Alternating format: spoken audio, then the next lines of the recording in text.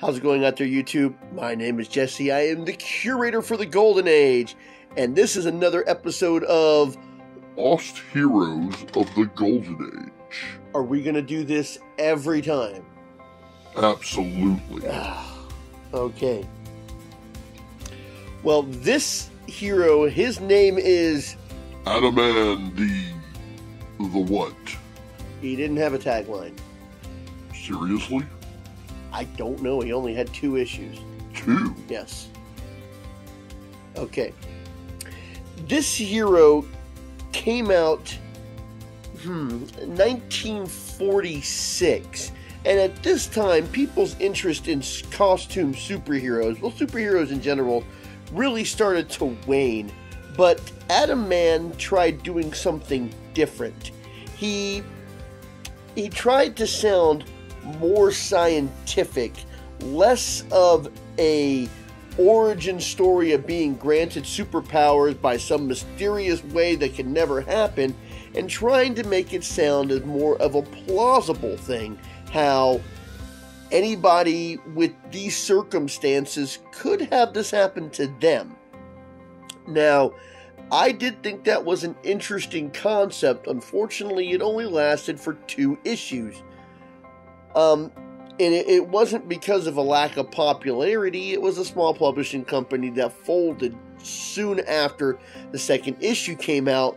The only other comic that they had to their name was Golden Lad, which is a hero that I have covered in a previous video, if you want to look that one up.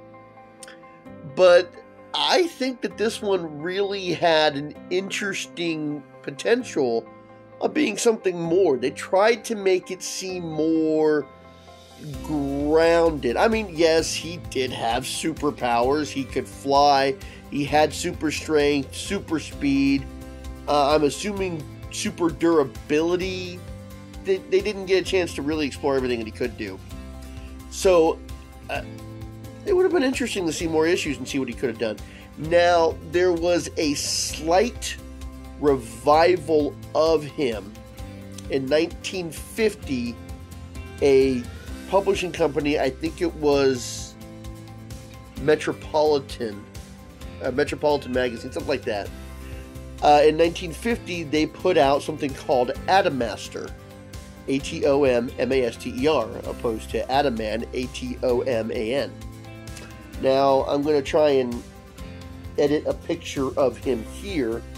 As you can see, Atomaster is Atoman, just recolored. It is the exact same comic. I have actually found it.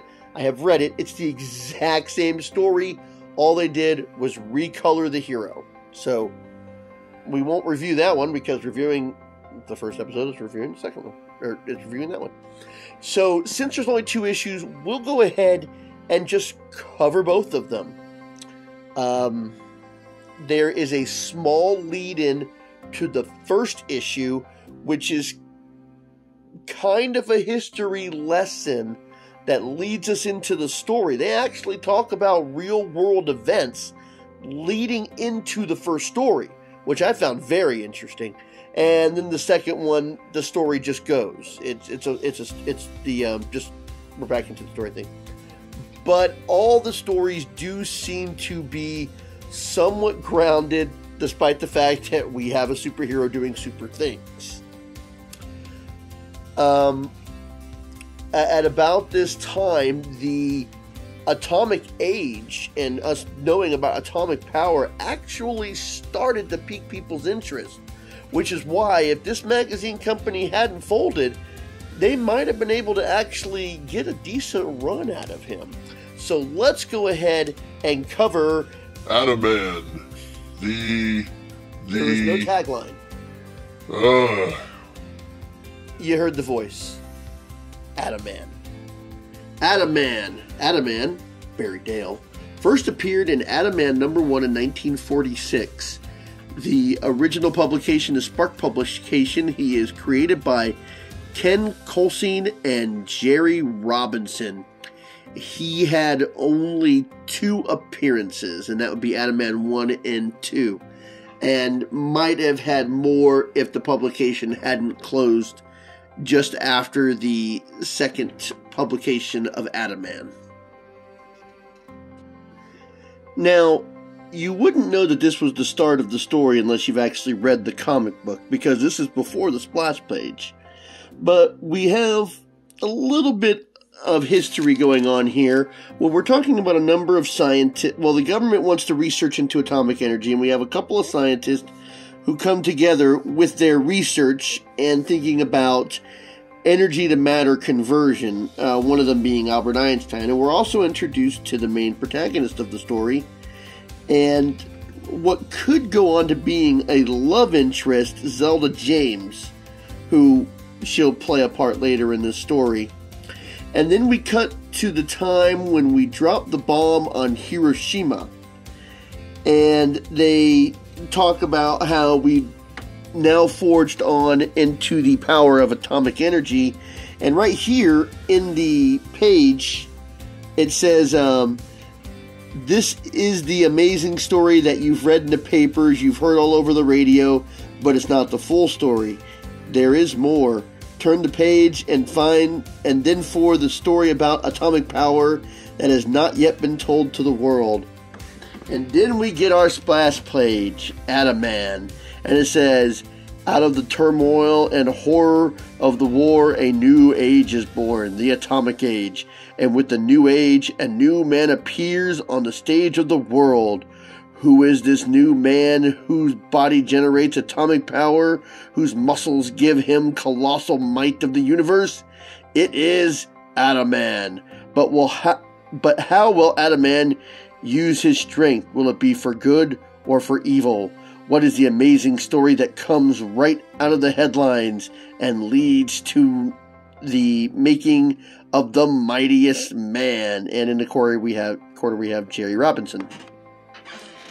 Now, we start our story where some of the scientists are gathering together and they want to keep the power of what do they keep saying? Atomic power out of the hands of people who would use it for selfish gains. After that, we cut to this man who craves power and money, and he wants the secrets to the atomic power. One of the henchmen plants this flower onto our main hero, let's see, Barry Dale, and this guy's gotta be oblivious. He doesn't even notice that a flower is now his lapel. So he goes into this vault, this gigantic vault, guarded by soldiers, where they keep the secrets of the atomic power. As he's walking out, he meets up with Zelda James, and the henchman bumps into him again and takes the flower. He doesn't notice this. He's completely oblivious. And this is our hero, the oblivious man. The main bad guy gets the plans, and they go ahead and they capture Barry because they want to use him because he is the lead scientist. They show him the plans, reveal that he is the one who gave up the plans, and they shove him out the window because he refuses to help them. He is amazed that he lands on his feet, tests his power out on a fire hydrant, and I'm not kidding. He kicks it, jumps in the air to grab the top of it, and repairs it by fusing it together by channeling heat through his hands. He realizes that, and he says a line that he says to the main bad guy, is no one person should be able to possess this type of power. This is a type of power that should help out all mankind. He also starts to analyze how he was able to get these powers, and he exclaimed that when Madame Curie was working with radioactive properties, she herself became radioactive, and that would explain how he now has these powers, is that with working with the atomic energy, his body has become attuned to the radioactivity, and whenever he starts to channel these powers, it's like an atomic reaction going off in his body, which allows him to do these feats that are far beyond that of a normal man. So, with the speed that he now possesses, he creates a costume, and I swear the strap over his eyes keeps changing color. First it's yellow, and then it turns red and remains red. Now, while he is making this costume, Zelda James gets captured because she is the next in line to understand the secrets of the atomic power. The main bad guy, I think his name is Fist, tosses acid at her face, but at the speed that only Atoman can show, he rushes into the room, knocks out a bad guy, and stops the acid in the air, and proclaims that the acid cannot harm him, and he momentarily has white hair, where his hair is supposed to be blonde. So he demands the plans, and Fist tells him it's in a safe. He rips open the safe, which has an explosion that doesn't harm him, and the plans are there, so he takes the plans. As Atoman flees the building, Fist also does, and was able to get on this weird-looking helicopter plane. I am not kidding. It is a plane with a rotor on top for a helicopter. I don't know what kind of advantage that would have. There are guns on the front of it, and they shoot at Atoman. He's able to block the bullets because he can't, he's super durable.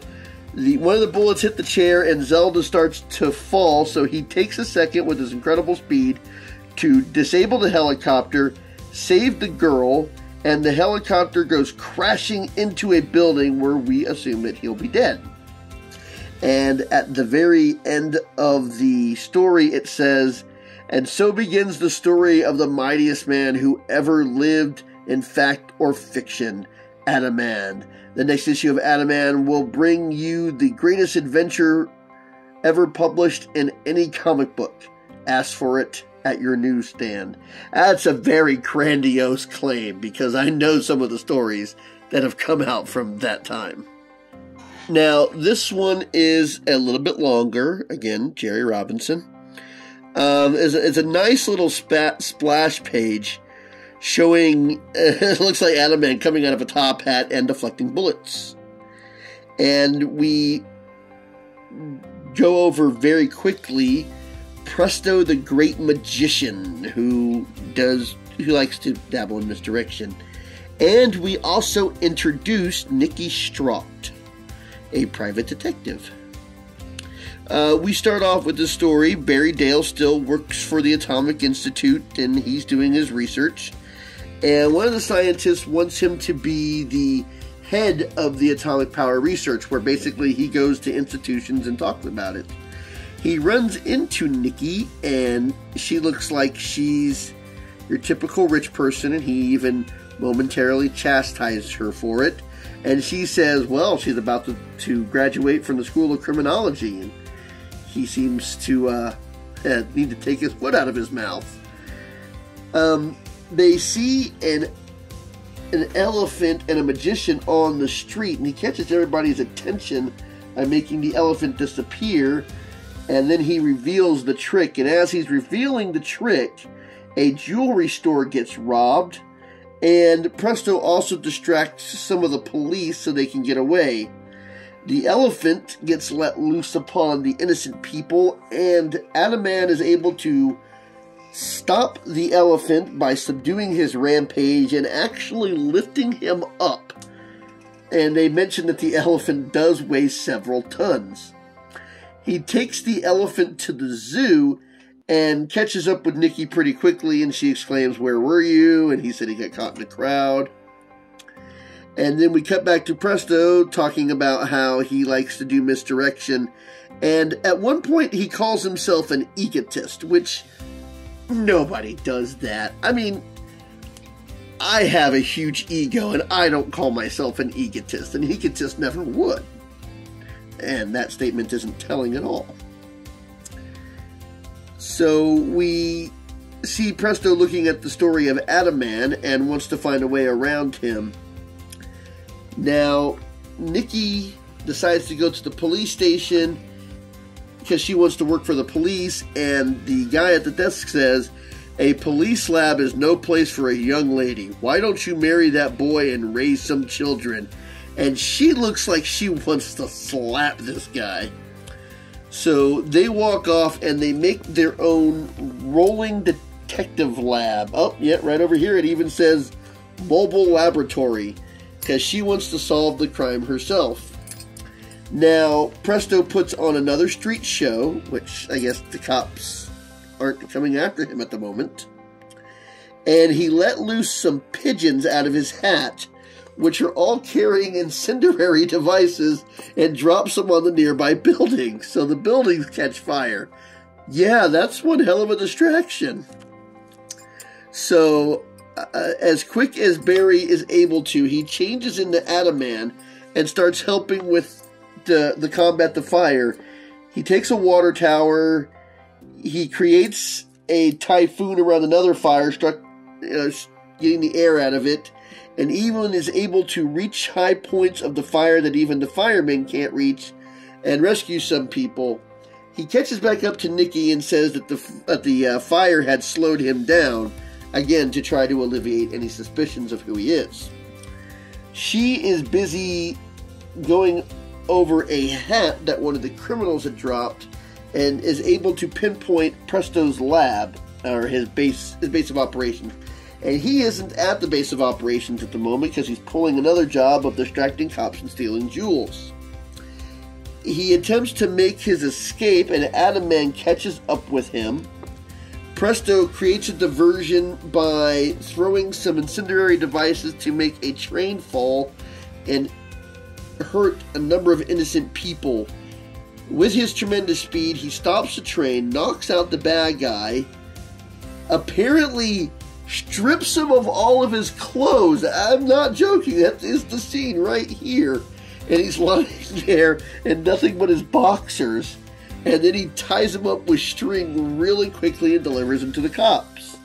Nikki finally shows up and says, "You're too late. Atoman just handed Presto over to the police." And she says, "What?" And she says, "Atoman again. I suppose I should be angry because he beat me on this case. But, well, he is quite a man. Sigh. What a team we'd make." And that's how it ends. Just like that. Well, I hope you enjoyed this issue, or episode. I hope you learned something about a new superhero. It was obscure, but he was there. I hope you enjoyed this, and next week I'm going to have a special holiday edition of the Lost Heroes of Golden Age, because the 4th of July will be on a Sunday, where I will release the next video, and I've got a special one in store. First time hearing about this. Don't get me started. And until then, I'll be seeing you.